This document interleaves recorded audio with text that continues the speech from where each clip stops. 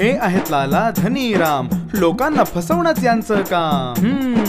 माल मापती वजन मारुनी पैसे घेती, दाम वाढवुनी माल भेसळीचा हे देती, परत देता मुळी ना घेती. पॅकेटवर नसतो काहीच पत्ता, तारीख आणि वजनही लापता, घोटाळ्याचा धंदा करतो, पूर्ण गावाला फसवत राहतो.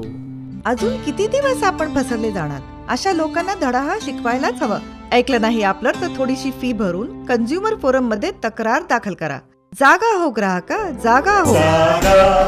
नवा दिवस हा, जागा नवी दिशाही, आपुले अधिकार हे जाणा, आपुले हक्क तुम्ही जाणा. जागा ग्राहक जागा.